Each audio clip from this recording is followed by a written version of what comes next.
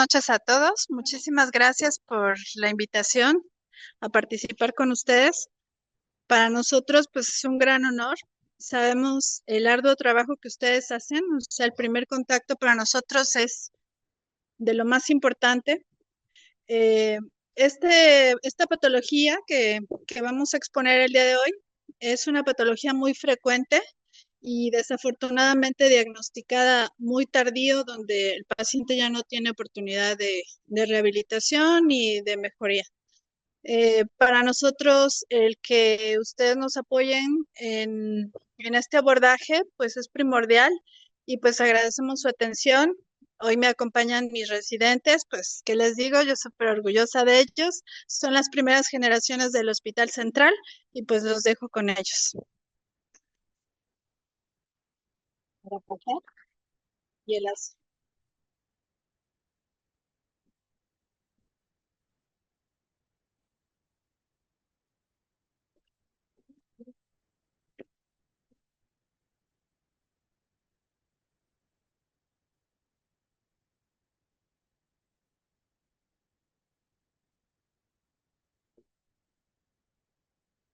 Ok, bueno, buenas noches a todos. Gracias por el recibimiento. Soy el doctor Alejandro Valdés, residente R3, doctor Rino, y pues vamos a comenzar con la clase, la cual trata de abordaje temprano de la hipoacusia súbita. Bueno, vamos a iniciar con un caso clínico que al final de la clase vamos a desglosar.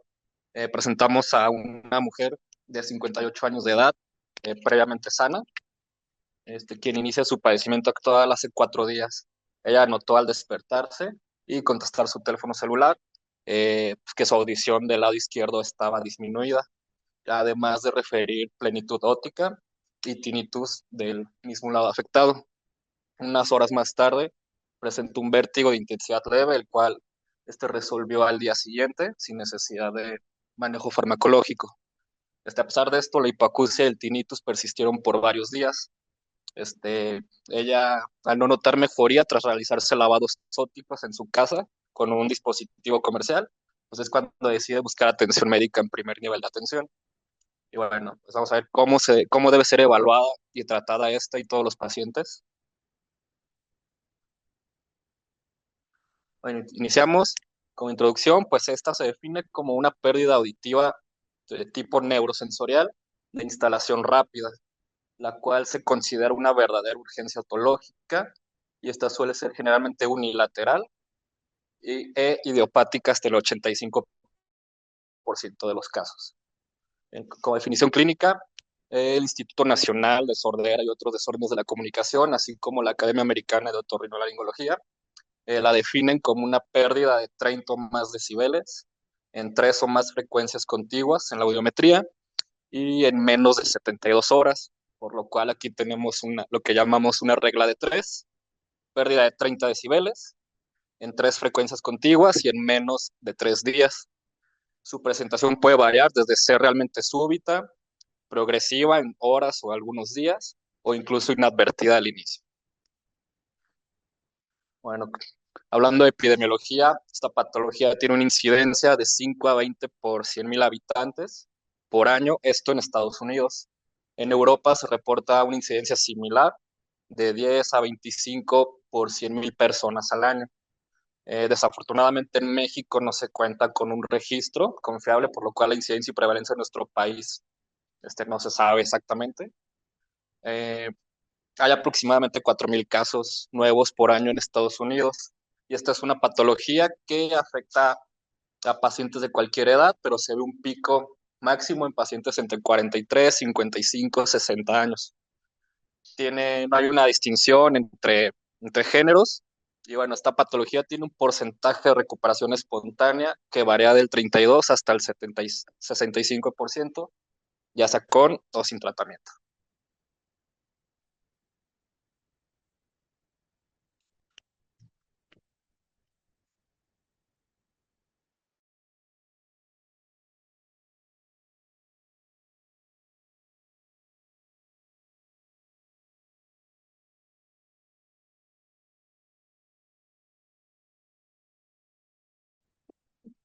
Patología en el cual se considera idiopática, sin embargo se tienen algunos, lo colocamos en una tabla en la cual pues hay unas teorías que se han relacionado con problemas infecciosos, con drogas ototóxicas, incluso algunas tumoraciones o neoplasias, perdón, asociados también a procesos de trauma, enfermedades autoinmunes, desórdenes vasculares y algunas otras variedades.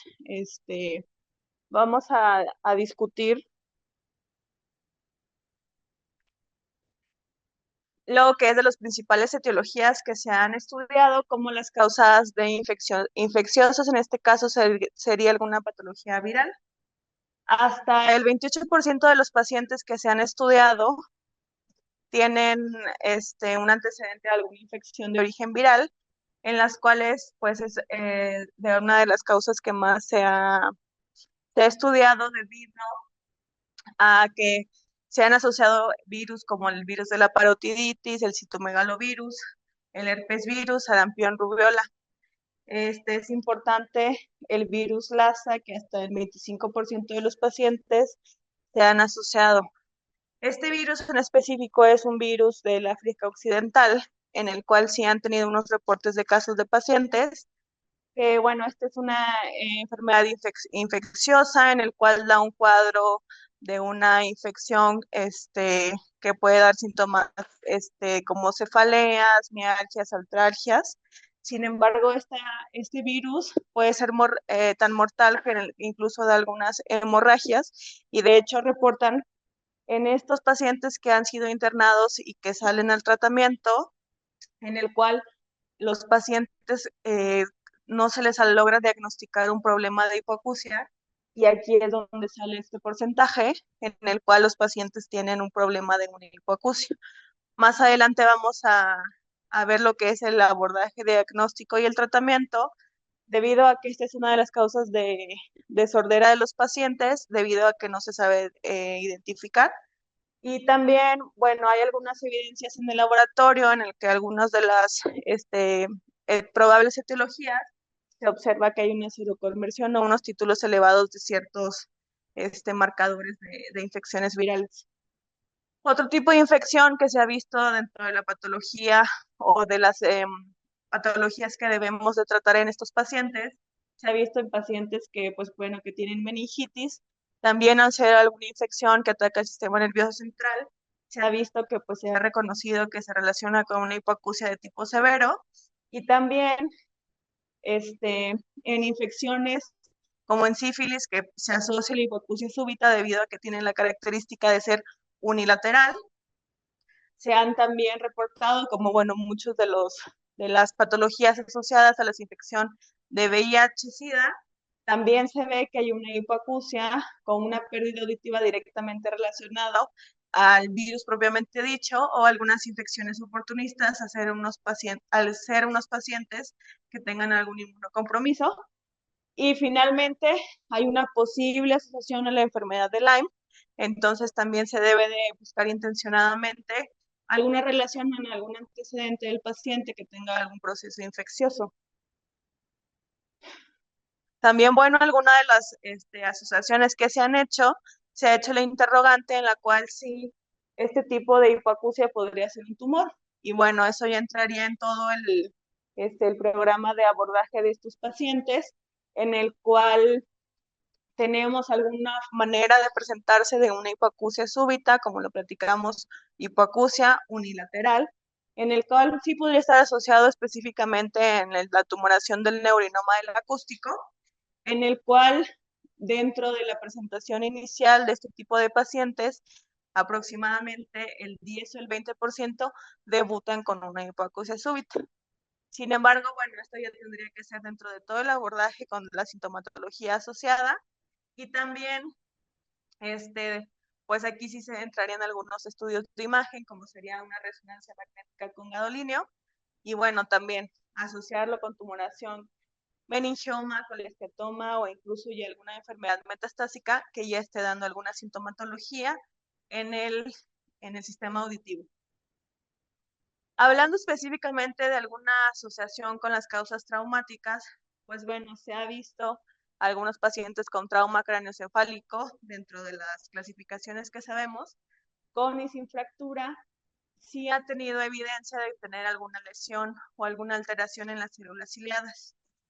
Obviamente más importante en los pacientes, que bueno, eso también es uno de los temas que a nosotros nos interconsultan, pacientes con traumas craneoencefálicos severos, en los cuales hay una fractura de base de cráneo, que eso no se aborda pues en el tema de abordaje inicial, pacientes que están en terapia intensiva, intubados, que requieren un manejo de paciente neurocrítico, posteriormente evolucionan de una manera adecuada, sin embargo tienen una hipoacusia. Ellos son los que pues, refieren a los médicos y ya van a buscar una tomografía que normalmente no se hace de cortes finos y se encuentra una fractura del hueso temporal. Esa es otra de las patologías que nosotros debemos de evaluar. Ya centraríamos nosotros en una evaluación ya secundaria o incluso ya los vemos por la consulta y resulta que tienen un tema de una hipoacusia. También algún barotrauma en pacientes en buzos que lo hemos visto, algún trauma como lo hemos visto en una onda expansiva y también fístulas perilinfáticas. Aquí colocamos no es una uña, lo que quiero que vean es lo que está sobre la uña, que es una prótesis que nosotros utilizamos para hacer estapedectomías. Nada más está ahí como medio de trampa. Es importante lo que comentamos de las fístulas perilinfáticas porque normalmente se asocian a que sea un tema como iatrogénico. Nosotros cuando hacemos alguna cirugía de oído, específicamente cuando vemos a pacientes con otoesclerosis, hacemos cirugías que son las famosas estapedectomías. Ese ganchito que ven ahí sobre la uña, pues es una prótesis de estapedectomía, sin embargo es algo compleja de realizar. Es pues obviamente la práctica del cirujano, sin embargo, por múltiples temas del paciente o susceptibilidad, a veces pues sin intención hacemos ahí alguna tema o lesión de la cadena osicular y llegamos a lesionar el oído interno y nosotros hacemos una fístula. Eso provoca alteración en el oído interno y pues bueno, podría ser una secuela que lo dejemos como una sordera. Y finalmente, ruptura de membranas timpánicas, en el cual lo mismo, ya sea traumática, ya sea infecciosa, tenemos alguna alteración en lo que es toda la fisiología de la audición, de todos los componentes del sistema auditivo. Y bueno, una de las teorías más importantes, como muchas de las teorías en las enfermedades o las patologías idiopáticas, se encuentra la teoría vascular, en el cual ha tenido un fuerte debate, al menos en la bibliografía que revisamos, en el cual, debido a, como lo comentó el doctor Valdés, pues se ha visto que esta patología pues, no tiene distinción entre géneros, la edad de presentación igual varía bastante, las patologías o comorbilidades de los pacientes también son muy variables. Sin embargo, se ha tenido una teoría que viene desde incluso una oclusión de la rama terminal de la arteria cerebelosa inferior. Esto es importante a nosotros debido a que esta es la rama principal que da la ramita que va hacia la irrigación de la cóclea, recordando que la cóclea pues es el órgano de la audición y irriga todo lo que es el famoso caracol.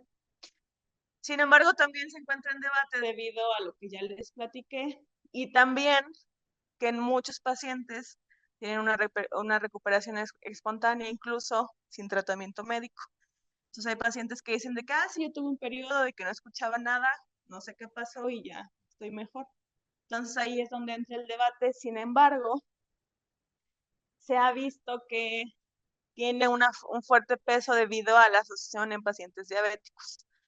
Recordando que entre todo la esfera del abordaje y la evaluación de algún paciente diabético, y bueno, ustedes serán expertos también en el tema del primer nivel de atención, de la retinopatía, de la enfermedad renal, de la glomerulonefritis, también se ha visto que tiene una afección en lo que es en el sistema de la cóclea, justamente en el tema vascular y la irrigación de justamente de la cóclea.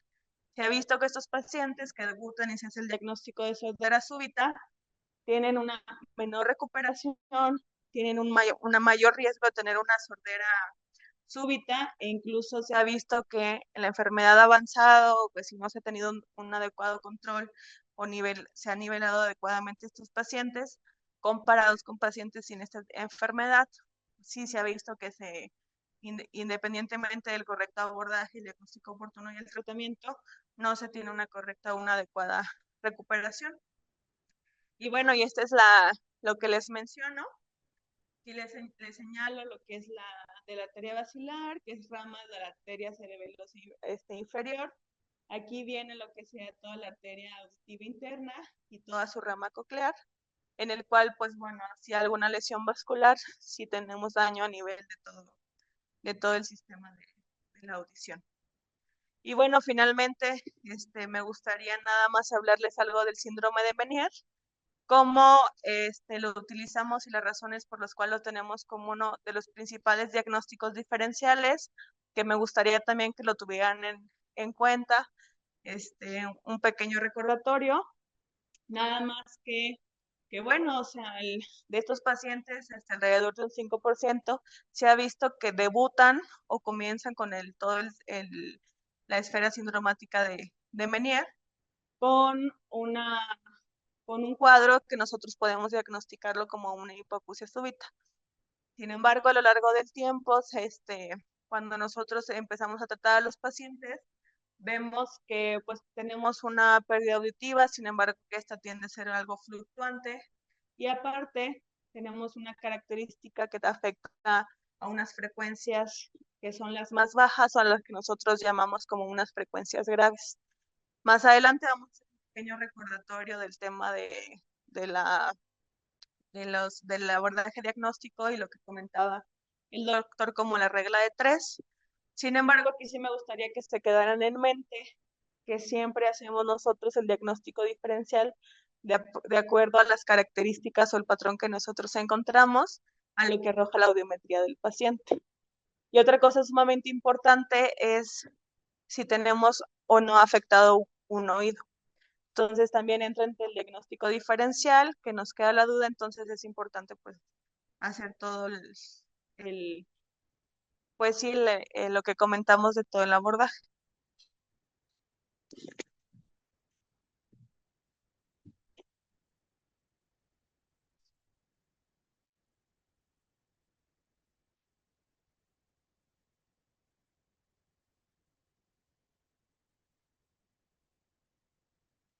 Eh, pues bueno, continuando con lo que es la presentación clínica o las manifestaciones clínicas, nos puede llegar a nuestro consultorio un paciente, puede ser por dos caminos, ¿verdad? Puede ser un paciente que al momento de que se levante y despierte y diga, ¿qué está pasando? Hoy no estoy escuchando adecuadamente de un oído. O un paciente que se levanta, hace su vida normal en su día a día. Sin embargo, algún estímulo externo, como lo puede ser contestar una llamada, se da cuenta que no está escuchando, pero nos puede decir, es que el día de ayer estaba escuchando adecuadamente, pero hoy siento que escucho menos. Entonces, llega a nuestra consulta, puede ser aisladamente la hipoacusia o puede estar relacionado con algún otro síntoma, como lo puede ser una otalgia, sensación de ocupación del oído, plenitud óptica, e incluso acúfenos o tinnitus, que puede ser común. E incluso en algunos pacientes podemos llegar a confundirnos en el diagnóstico pensando que se trata de algún tipo de vértigo entre la clasificación de vértigo, porque puede estar presente el vértigo hasta en un 40% de los casos. Entonces, debemos hacer un diagnóstico diferencial entre las causas más comunes de vértigo, como lo puede ser un vértigo postural paroxístico, síndrome de Meniere, e incluso una neuronitis vestibular. Y pues bueno, una vez que ya tenemos a nuestro paciente con una disminución de audición, que nos refiere que anteriormente o los días previos sí estaba escuchando adecuadamente, incluso nos menciona que escuchaba de igual manera de los dos oídos, pues bueno, como en todo paciente, como en toda patología, se debe hacer una historia clínica adecuada, detallada, incluso si ya vamos a enfocarnos específicamente en la audición, pues una historia clínica dirigida. Vamos a hacer una evaluación inicial mediante una prueba del susurro. Consiste en colocarnos detrás del paciente, puede ser a 1 o 2 pies, y decirle que ocluya un oído. Vamos a susurrar algunas palabras en el oído que está descubierto y pedirle que nos la repita. Entonces, si el paciente nos repite las palabras adecuadamente, pues está escuchando bien. De lo contrario, pues al momento de susurrarle que no nos repita las palabras que nosotros le mencionamos, pues vamos a sospechar de que pues, no está escuchando adecuadamente. E incluso una prueba simple, tallar nuestros dedos al lado de los oídos, y si él no escucha adecuadamente esos sonidos, pues podemos sospechar también de una hipoacusia. También podemos utilizar unos dispositivos que se llaman diapasones. Podemos hacer unas pruebas, puede ser Riné y Weber. Las pruebas de Riné y Weber pues, nos sirven para ver si una hipoacusia es conductiva o es de carácter neurosensorial. Recordando, un breve recordatorio, tenemos dos maneras de la conducción del sonido. Una transmisión aérea que va, el estímulo del sonido, el estímulo externo del sonido que va hacia el conducto auditivo externo, pasa a través pasa para la membrana timpánica, posteriormente a la cadena osicular para llegar a la ventana oval. Posteriormente ahí va a haber una transmisión neurosensorial, que esa la vamos a medir con un estímulo óseo. Entonces, nuestros diapasones nos pueden ayudar para hacer estas pruebas, Weber y Riné. Riné nos sirve para ver una comparación entre la vía conductiva y la vía ósea. En dado caso de que la vía conductiva sea mayor a la vía ósea, pues quiere decir que es un Riné positivo o un Riné normal. De lo contrario, si es más, ponemos el diapasón en apófisis mastoides, pero el paciente nos dice que al colocarlo al lado de la oreja no lo escucha o escucha menos, pues es un Riné negativo y nos puede estar hablando de una hipoacusia conductiva. También el otro test, que es el test de Weber, consiste en colocar el diapasón en una línea media, ya sea en la frente, o le pedimos al paciente que muerda el diapasón. Si el oído que estamos evaluando, por ejemplo, es el derecho, y este es el que nos dice el paciente que no está escuchando, si se lateraliza hacia el lado sano, quiere decir que tenemos un problema conductivo. Pero si se lateraliza, escucha más del lado que está eh, enfermo, quiere decir que estamos hablando de una neurosensorial. Y pues bueno, lo que aquí nos interesa en cuanto a la hipoacusia súbita es la vía neurosensorial. ¿Por qué? Porque la hipoacusia súbita es de carácter neurosensorial. Posteriormente vamos a hacer una exploración física detallada y adecuada, inspeccionando desde el pabellón auricular, el conducto auditivo externo, y pues bueno, vamos a ver si existe alguna lesión externa, existen erupciones, incluso si llegase a haber algún traumatismo o algún índice de que hay alguna infección. Posteriormente vamos a realizar una otoscopia para evaluar el conducto auditivo externo. Y pues bueno, algo que nos puede estar haciendo ruido, que pueda causarle a un paciente que deje de escuchar de un momento a otro, puede ser un tapón de cerumen. Entonces, nosotros al visualizarlo, ¿no?, de retirar, ya sea con de manera mecánica o con un lavado óptico, para poder visualizar adecuadamente las estructuras del oído. Pues bueno, viendo que retiramos ya sea un cuerpo extraño o el tapón de cerumen, y el paciente nos refiere que no sigue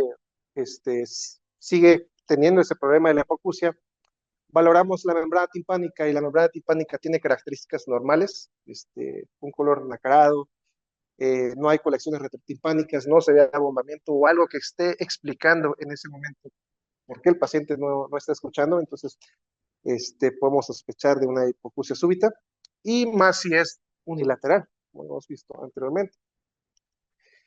También se evaluar otros pares craneales, hacer una evaluación neurológica adecuadamente. ¿Por qué? Porque algunas patologías, como puede ser un evento cerebral isquémico, nos puede dar una hipoacusia súbita también. Por ejemplo, una obstrucción de la arteria cerebrosa anteroinferior. Y pues bueno, ya que hicimos nuestra sospecha de que tenemos una hipoacusia súbita, y como ya lo ha mencionado el doctor Valdés anteriormente, debemos de realizar el diagnóstico con la regla de las 3 Bs, que es una pérdida auditiva de 72 horas, es decir, 3 días. ¿Sí? Y lo siguiente se va a realizar mediante este test, que es una audiometría. Y en esto vamos a evaluar una pérdida mayor a 30 decibeles y también 3 frecuencias contiguas. ¿Sí? Explicando brevemente lo que es este estudio, que es una audiometría, que se realiza en una cabina silenciada y con unos audífonos o con un dispositivo que hace conducción ósea, ¿sí? Para evaluar las diferentes vías, la vía conductiva y la vía ósea. Tomando en cuenta que el lado derecho, por el código de colores, está representado por el color rojo y por unos circulitos, y el lado izquierdo está representado por azul y unas cruces, entonces nos podemos guiar qué oído es. Este es el derecho y este es el izquierdo. ¿Sí? Lo normal es que un paciente esté escuchando por arriba de 20 decibeles. Estos son en el eje de las Y.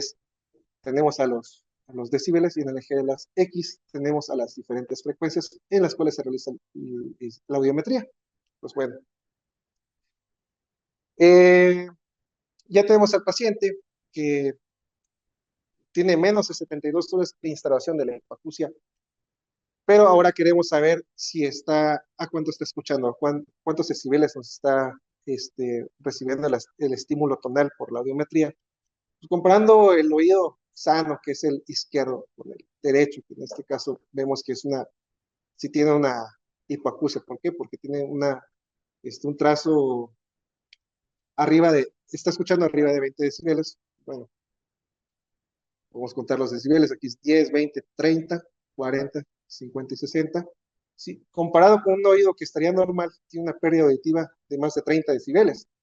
Y las frecuencias contiguas nos referimos a que debería haber al menos en 3 frecuencias contiguas, como lo estamos viendo en este momento. Y así podemos hacer el diagnóstico de una hipoacusia súbita. Haciendo el diagnóstico de una hipoacusia súbita, pues podemos dar un tratamiento adecuado, y lo ideal es hacerlo dentro de los primeros 14 días. ¿Sí? Es decir, sospechamos que nuestro paciente tiene una hipoacusia súbita, le solicitamos una audiometría. Una vez que ya tengamos el diagnóstico de la hipoacusia súbita, se debe tratar inmediatamente porque es una urgencia odontológica, hay que recordar muy bien eso. Y en dado caso de que no tengamos a la mano o no se pueda realizar rápidamente una audiometría, el tratamiento no debe retardarse. Si ya sospechamos que es una hipoacusia súbita, debemos al menos dar el tratamiento, y ahorita va a explicar mi compañero cuál es el tratamiento. ¿Por qué? Porque si no se da el tratamiento de una manera adecuada, o en tiempo, o en un lapso menor a 14 días, el pronóstico puede ser malo, y recordemos que es un sentido el que se va a perder. La calidad de vida del paciente pues puede repercutir en la calidad de vida del paciente. ¿Sí? Y pues bueno, continúa mi compañero David.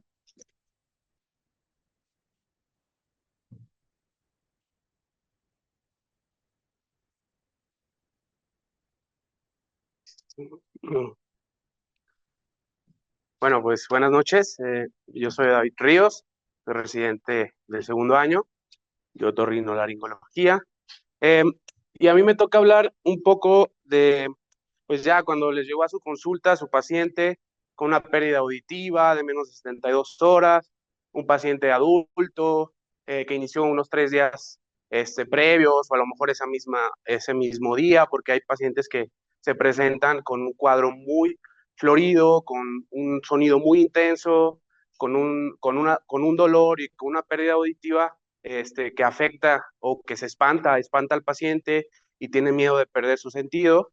O pues como mencionó mis compañeros y amigos también, que el paciente puede llegar simplemente porque en su teléfono o en sus auriculares no los escucha igual de un oído que de otro, ¿no? Entonces ya que llega ese paciente, le hacemos nuestros diapasones, sabemos que el paciente no tiene otra patología que nos haga sospechar durante la exploración, hay una exploración normal, sin embargo los diapasones nos dan una sordera neurosensorial. Bueno, entonces, ¿qué nos toca a nosotros como estando en el primer nivel de atención y identificar este tipo de pacientes? Pues bueno, iniciar, o en mi opinión, el primer nivel de atención sí debería de iniciar un tratamiento en lo que nuestro paciente puede ser canalizado, gracias a ustedes, a un especialista de esto y él continuar el tratamiento, o si el paciente no le es el suficiente tratamiento, modificarlo, ¿no? Y también nosotros, pues, hacer nuestra audiometría y confirmar nuestro diagnóstico. Pero qué bueno que yo llego y veo una nota de mi paciente que llega a mi consulta y me dice, ¿sabes qué? Ya empecé con un tratamiento que me dejaron mi médico de primer contacto y yo pues lo veo y digo, pues, qué buena onda, ¿no? Ya vemos de gane, ¿no? Entonces sí, no hay que retrasar el tratamiento cuando no contamos con una audiometría, ¿no?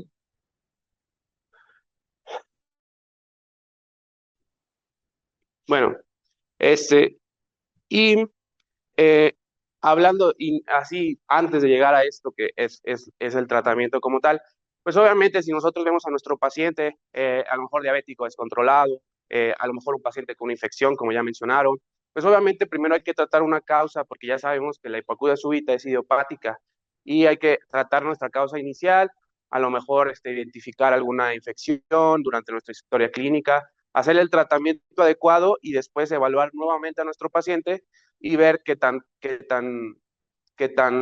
mejora. Independientemente también de eso, no desestimar a la hipoacusia súbita, porque pues perder un oído, imagínense, ya nos quedamos con uno que va a ser nuestra joya apreciada, pues y en cualquier momento nos puede dar una infección, que esto se puede complicar y quedarnos sin la audición, ¿no? Entonces, pues los sentidos, perder cualquiera, aunque tenemos en algunos un par, pues no es nada que para la calidad de vida de nuestros pacientes, pues es buena, ¿no? Entonces, ya que tratamos o identificamos a lo mejor una causa, ahora sí, ¿cuál es el tratamiento de primera línea para este paciente? Pues esteroides. Los esteroides son de gran utilidad debido a que esta patología ya vimos que está asociada a cuestiones inflamatorias, también vasculares, y los esteroides nos ayudan con la inflamación, nos ayudan a regular también cierta tensión vascular. Entonces, con esto ayudamos a nuestros pacientes y les damos una oportunidad de recuperar la audición. Algo también muy claro es que nosotros tenemos de que hablar, ustedes ya identificaron a su paciente, hay que hablar con él y hacerle ver que una hipoacusia súbita no es que con el tratamiento vaya a recuperar lo mismo o incluso un poco. Hay pacientes, como ya vimos, con diabéticos avanzados, que la hipoacusia no recupera. Entonces hay que ser muy claros con nuestros pacientes, irlos preparando, porque puede que no recupere a pesar del tratamiento. Ellos están entusiasmados a que, bueno, medicamento pues me va a curar, pero puede que no. Entonces, si hablamos con ellos desde antes, los preparamos, pues explicarles la patología o la historia natural de esta enfermedad, pues puede ayudar a que el paciente también sea consciente de lo que le está pasando. ¿Ok? Entonces, ya de ahí, como ya mencionó mi compañero, hay pacientes que, sí, ya me pasó una vez y se me recupere todo, no siento nada. Pero hay pacientes que no. Entonces, ¿a quién decido darle o a quién no? O yo no soy nadie para decidir si le doy un tratamiento o adivino para saber si él va a recuperar su audición por sí solo. Por lo tanto, yo tengo que tratar a todos mis pacientes porque ese porcentaje de pacientes que los esteroides les ayudan, pues yo los tengo que captar y ayudarlos en su patología, ¿verdad? Entonces, nosotros lo que usamos, pues, es prednisona, es de los más utilizados, utilizamos una dosis de 1 miligramo kilo día. Este máximo hasta 60 miligramos, ¿ok? Generalmente nosotros hacemos un tratamiento o una dosis de prednisona, la cual la vamos reduciendo, ¿ok? Una dosis reducción, le llamamos, ¿no? Generalmente iniciamos con la dosis máxima, los 60 miligramos diarios. ¿Sabe qué? El paciente va a tomar su tabletita de 20 miligramos cada 8 horas durante 5 días. Entonces ahí estamos utilizando nuestros 60 miligramos y después, pasando esos 5 días, pues vamos reduciendo. Ahora ya no cada 8 horas, esa misma de 20 se la va a tomar cada 12 y así nos vamos, ¿no? Hasta pues destetar a nuestro paciente del esteroide. Lo ideal sería que en estos primeros 5 días de tratamiento intensivo, pues ya nuestro paciente los haya visto ustedes y también haya llegado a nuestra consulta también para terminar el diagnóstico confirmatorio y ver y seguirlo evaluando para ver si nosotros a lo mejor encontramos de todas las etiologías algo un poquito más específico que le esté causando su problema, ¿ok? Ahora, ya ustedes eh, nos ayudaron en ese aspecto, trataron a nuestro paciente y la verdad es que los ayudan bastante porque entre más rápido iniciamos el esteroide, más probabilidades o esa mejora que esperamos tiene mejor éxito o mejor tasa de éxito. Pero cuando ya no ocurre esto, nosotros utilizamos, hablando de nuestra parte, nosotros les ofrecemos a nuestros pacientes una infiltración intratimpánica. ¿Qué hacemos? En ocasiones, con lo que tengamos, ¿verdad? Si tenemos un otoscopio y pues nuestra jeringuita, nuestro yelco, vemos y nos adentramos hasta la membrana timpánica y dentro del oído medio, la caja timpánica, infiltramos nuestro esteroide, ¿no? Hay pacientes que utilizan ambas terapias, terapia infiltrada y terapia tomada, ¿no? Sistémica. La verdad es que los estudios no han identificado qué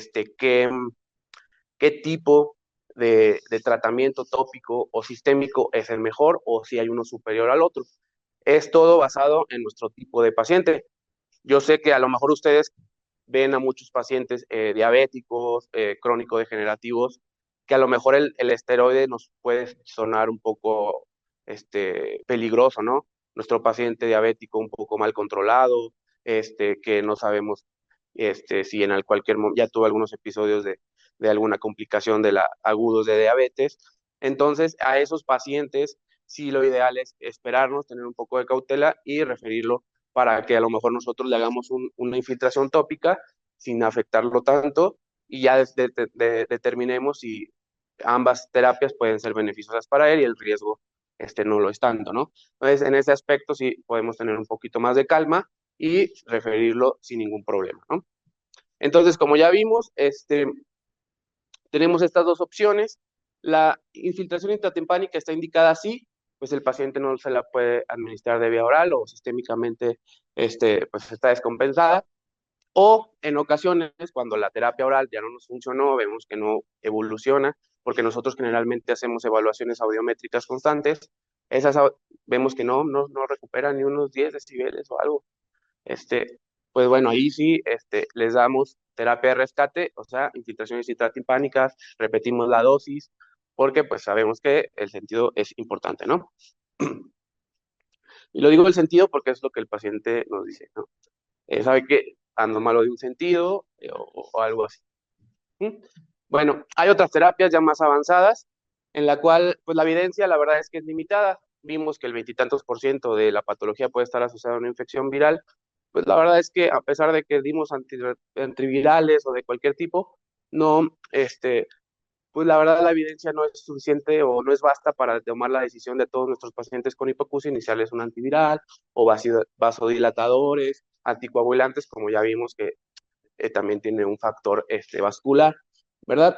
Hay otro tipo de terapia como la cámara hiperbárica, la cual pues, aumenta pues, la disponibilidad de oxígeno en la sangre y también en los tejidos lejanos. Esta sí tiene evidencia como una terapia adyuvante, pero no reemplaza a los esteroides y la utilizamos pues cuando hay disponibilidad, ¿verdad? Hay poca disponibilidad de este tipo de tratamientos o a veces los costos son elevados y no se pueden, no nos podemos permitir algo tan caro, ¿no? Y esta lo podemos utilizar en pérdidas pues, altas de hasta de 40 hasta 70 decibeles. Ya vimos la tablota de 20 que nos bajó hasta otro hasta 80 decibeles. O sea, entre más abajo quiere decir que ocupamos más volumen o más decibeles para que el paciente escuche. Por eso las frecuencias, las decibeles de hasta abajo son los mayores. Entonces, si mi línea está en 80 decibeles, quiere decir que yo le tengo que subir el volumen hasta el 80 para que mi paciente alcance a escuchar. Si no, sin embargo, si pues tiene 20 o hay pacientes que superan ese 20 y escuchan más que los demás, pues bueno, eso ya nosotros lo vamos evaluando con su oído sano, ¿no?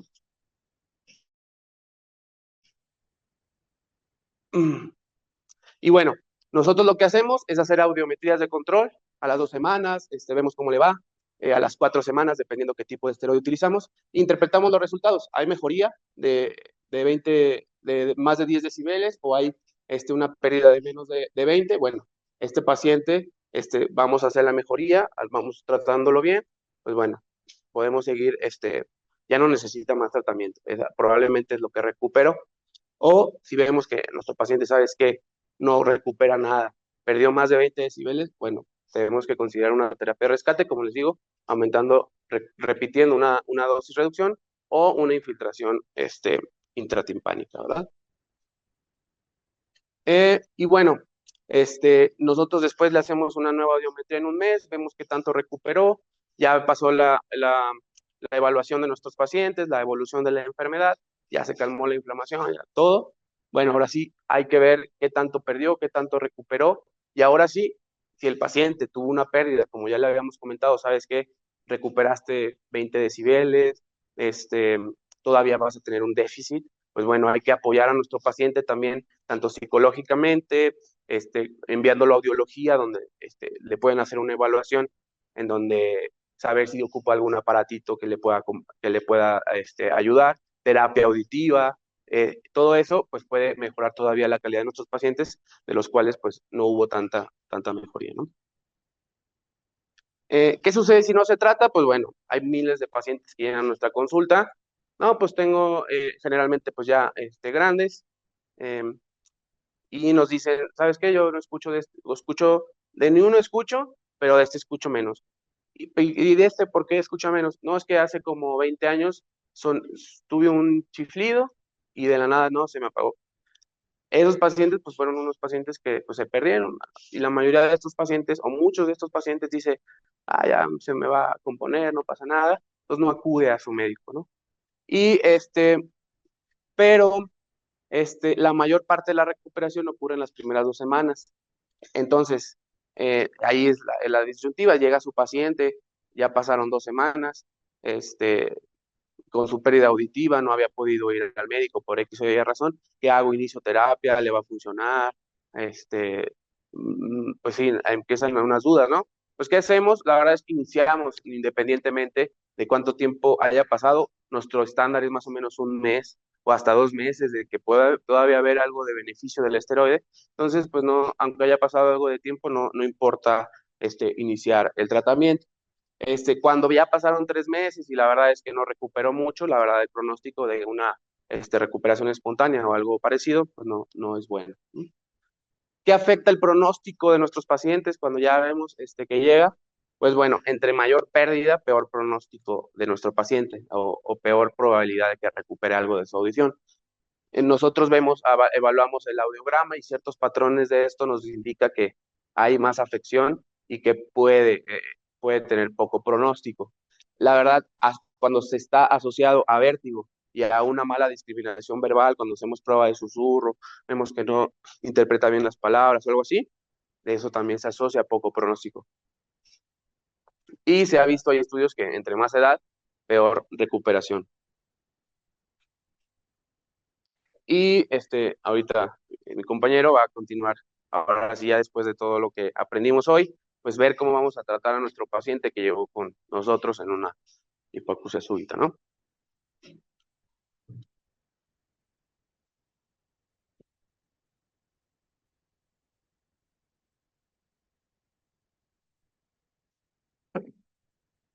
Muy bien.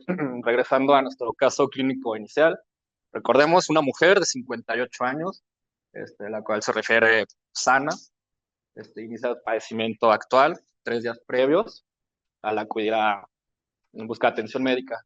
Ella refiere que al despertar y contestar su teléfono, pues se da cuenta que su audición disminuyó del lado izquierdo.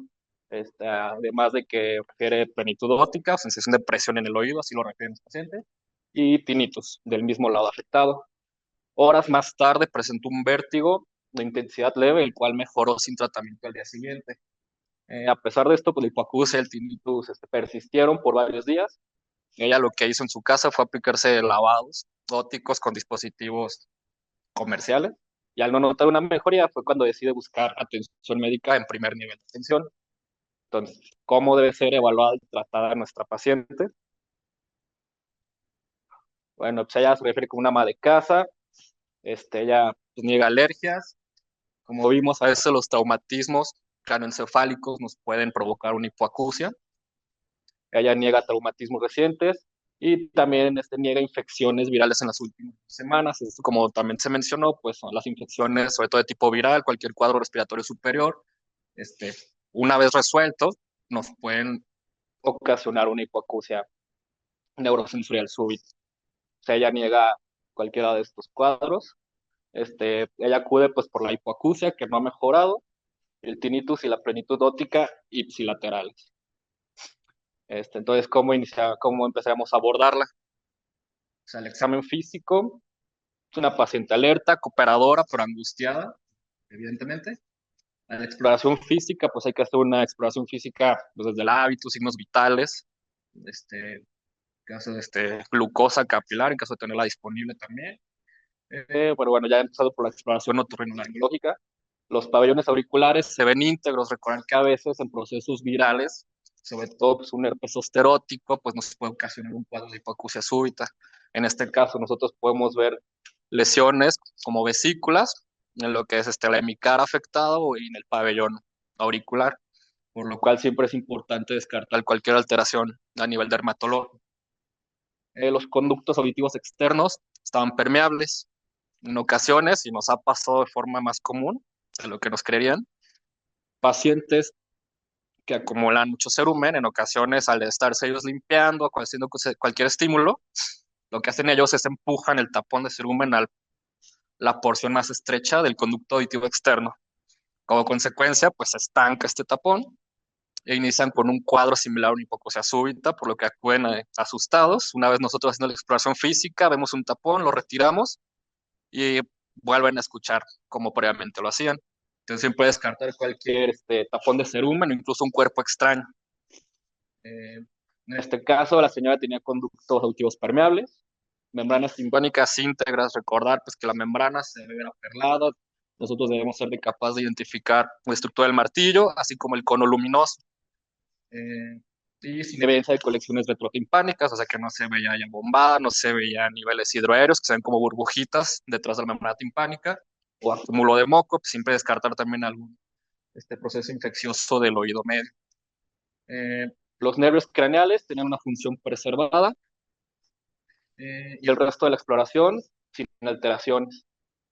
Entonces vamos a pasar a los diapasones. ¿Alguno de ustedes le gustaría apoyarme? ¿Cómo encontraríamos nosotros los diapasones, tanto el Rinne como el Weber, en una hipoacusia de tipo neurosensorial?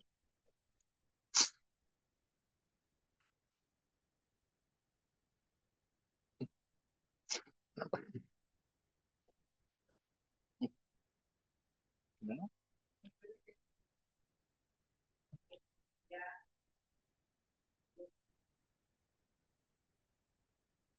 Okay. Vamos a repasar.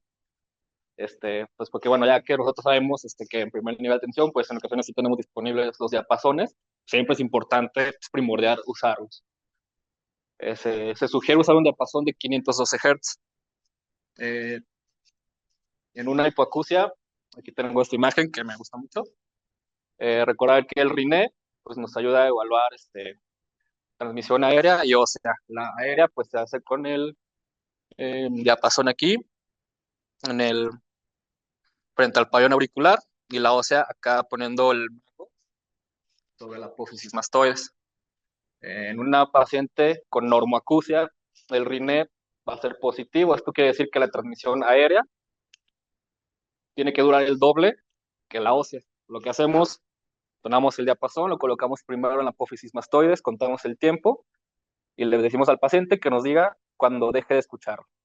Una vez que él nos dice, ya no lo escucho, nosotros lo pasamos frente al pabellón auricular y lo tiene que seguir escuchando el doble del tiempo que lo percibió en la vía ósea. Esto se llama un RINE positivo y es algo en un paciente con normacusia.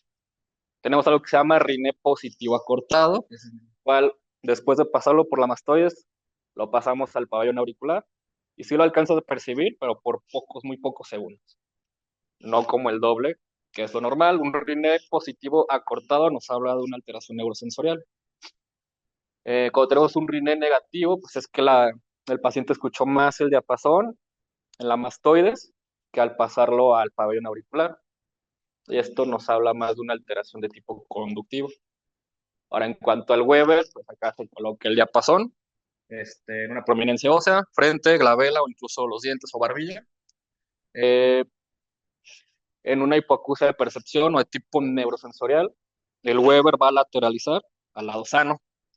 Y en una de tipo conductivo, nos va a lateralizar al lado enfermo. Eh, en esta paciente, su problema es del lado izquierdo, entonces el RINE era positivo bilateral, pero acortado en el izquierdo, y el Weber lateralizaba a la derecha, o sea, hacia el lado sano.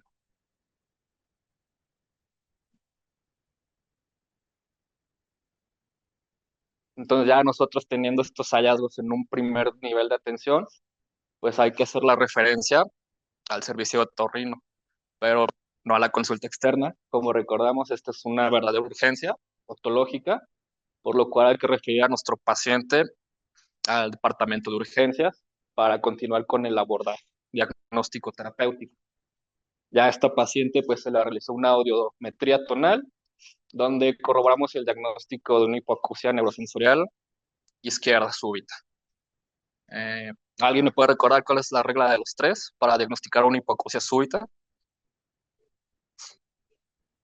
¿Ah?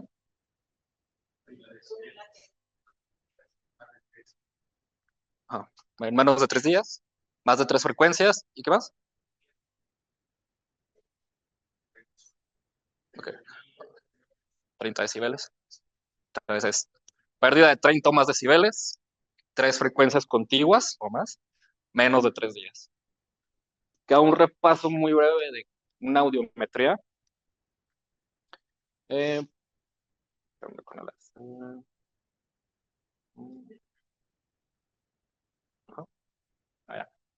Bueno, rápidamente una audiometría en caso de que algún paciente se las presente.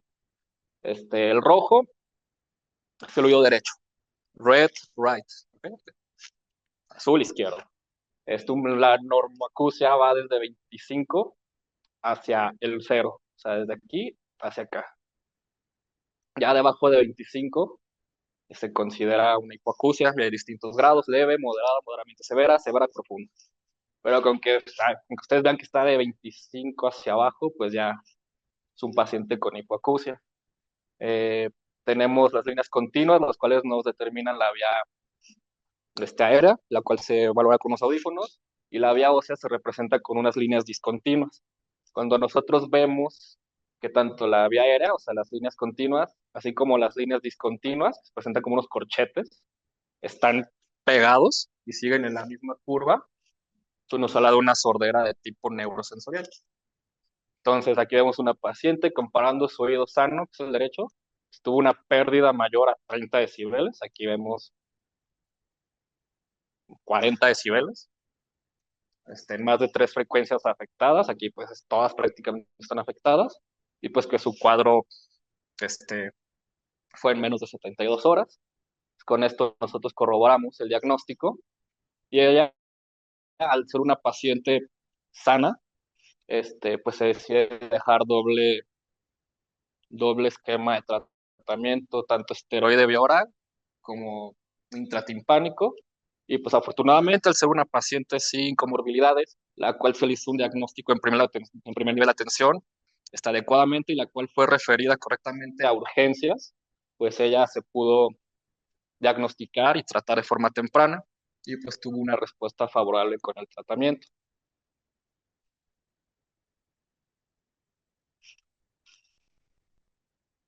Y bueno, pues sería todo de nuestra parte. Muchas gracias por su atención. No sé si tengan alguna pregunta que nos quieran realizar. ¿Qué diferencia habría entre las personas de 60 al día y de que cada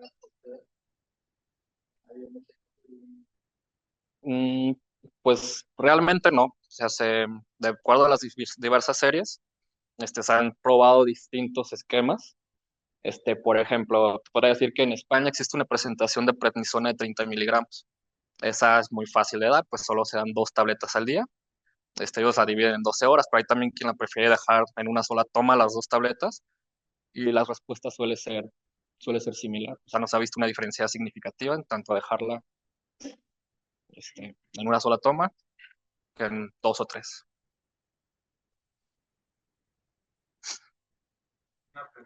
Adelante. Gracias por la presentación. Interesante.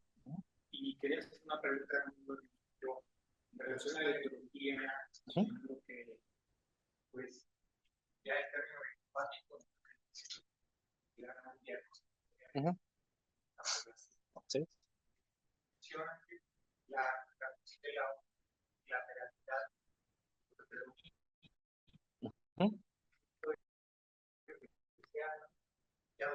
de sistémicas, porque es más común que se y si hay anatómicamente diferencia o alguna relación que haya con la sistémica causada. Es más común que sea lateral. Ok, pues. Ese factor de la regresión espontánea pues también hace que no se sepa, ¿verdad? Bueno, en cuanto al predominio de lado, pues no se ha visto que haya un predominio, ya sea paciente con enfermedad sistémica o un paciente previamente sano, no se ha visto un predominio de algún lado afectado. Así como de sexo, pues tampoco se ha visto un predominio de. En cuanto a.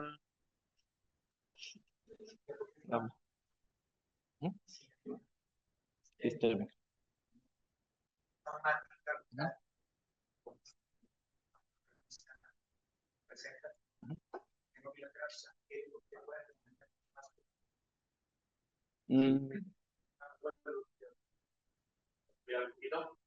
Bueno, acá cuando hablamos de una causa, vimos que la causa era idiopática, casi un 90%.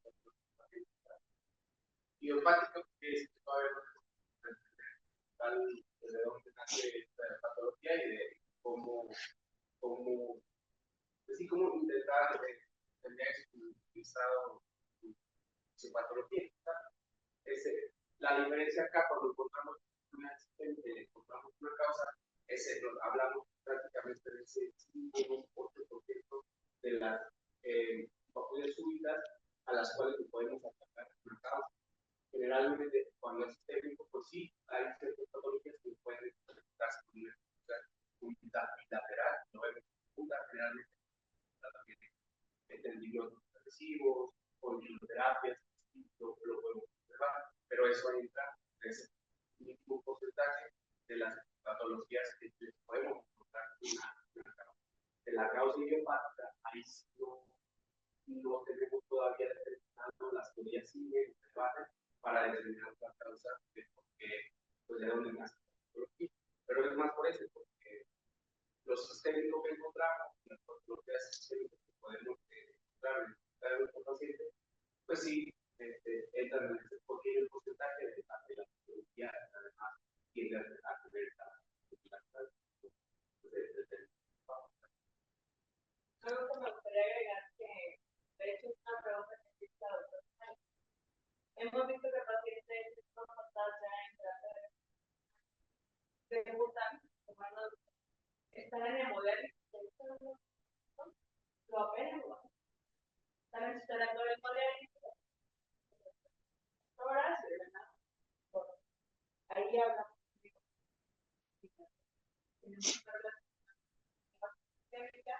Todavía no sabemos por qué también. Pero luego, tú le dices, no sé,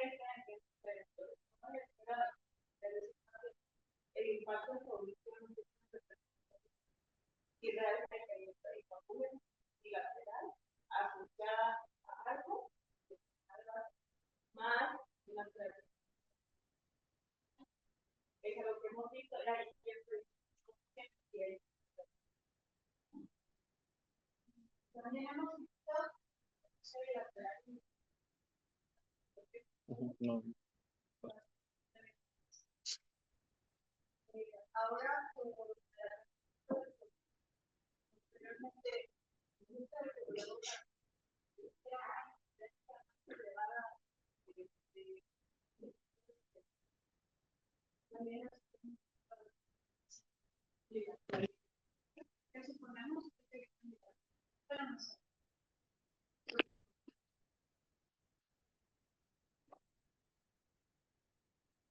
Y ahí de dan tratamiento con esteroides también. Siempre está. A veces no podemos. Por ejemplo, los pacientes con reemplazo, no podemos. Entonces ahí lo que optamos es por dar tratamiento intratimpánico. Cuando la terapia intratimpánica se empezó a aplicar, fue por eso, porque había la necesidad de ofrecerles a los pacientes que no eran aptos para esteroide sistémico otra opción, la que fuera. Entonces, así fue como empezó la terapia intratimpánica. La terapia intratimpánica no tiene tanto tiempo y tampoco está tan estudiada. O sea, hemos estado revisando últimamente algunos artículos con respecto a tratamiento intratimpánico, pero todavía no está bien establecido. No hay como las reglas de cuándo voy a dar y por qué y qué tipo de esteroide, porque se usa indistintamente. Nosotros usamos triamcinolona o dexametasona o lo que tengamos a la mano, ¿verdad? Pero en realidad no hay todavía un protocolo establecido de cuántas dosis, cuánta cantidad. Sí, y hemos revisado incluso, pues, o sea, exhaustivo, revisiones sistémicas. De hecho, cuando estábamos haciendo esas revisiones fue cuando nos nació esta inquietud de venirles a presentar esta enfermedad porque decíamos, pues donde estamos fallando es en la detección de los pacientes. O simplemente hoy vi un paciente que desafortunadamente le vio un otorrino y le dijo, no se preocupe, luego va a empezar a escuchar. Pero ¿cuándo? Pues nunca, ¿verdad? Entonces se nos va el tiempo y el tiempo aquí, como en todo, es oro. Se nos va el tiempo de las 2 semanas, de las 4 semanas y adiós órgano. Y, o sea, estamos considerando ahorita pacientes adultos, bueno, porque pues es el campo que ustedes abordan, ¿no? Pero esto se puede presentar en niños, sí, claro.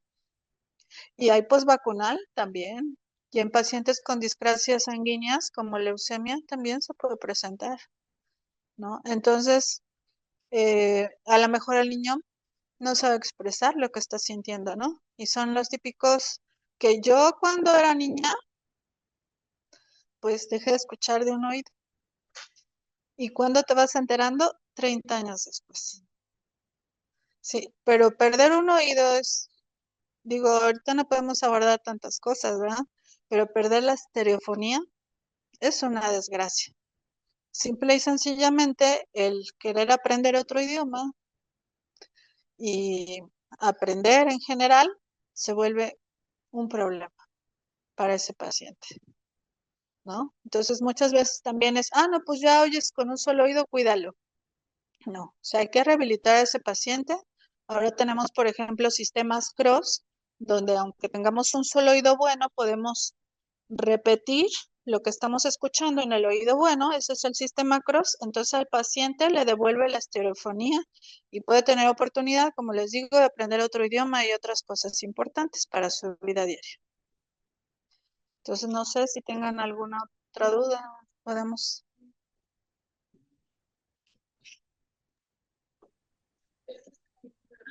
Sí, claro.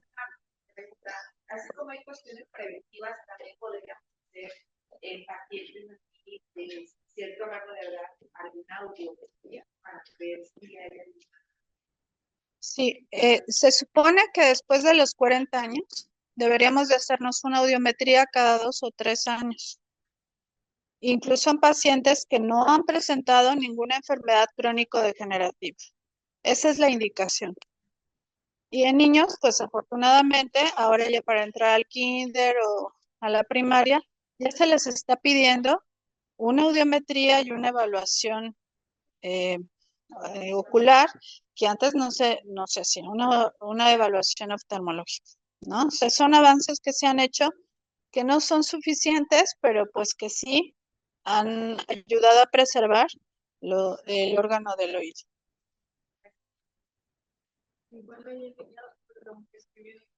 Sí, hola, buenas noches. De Buenas los noches. socios que están conectados en línea, les mandan felicitaciones y gracias por Gracias. su ponencia. Muchas gracias. Dentro de las preguntas que menciona un socio, eh, bueno, ya comentó algo al respecto, menciona qué tan frecuente es en los niños. Sí, es bastante frecuente y diagnosticado tardío en la mayor parte de los casos, sin tratamiento. Menciona la doctora Susana Jiménez Castro. Buenas noches, doctora. Mis felicitaciones para usted y sus residentes por su excelente presentación. Alternativa a los corticoides si hay alergia en los mismos. Bueno, sí, o sea, sí se ha referido alergia, ¿verdad? Como tal la cortisona, pero más que todo es intolerancia, ¿verdad? Si es así, pues nos quedamos muy cortos. A lo mejor podemos dar vasodilatadores, podremos dar betadistina, podemos dar, bueno, la betadistina no es como tal un vasodilatador, pero tiene algún efecto. Podemos dar pentoxifilina, ¿verdad? El Servilán, el piracetam, nos puede ayudar, pero la verdad es que su uso no, o sea, no está protocolizado ni probado como tal para la hipoacusia súbita. Que pasa lo mismo con los antivirales, los medicamentos hemorreológicos, etcétera. No tenemos una evidencia fuerte para poderlos prescribir. Digo, de no darle nada al paciente, pues le ofrecemos lo que podemos, ¿no? Sí, muchas gracias.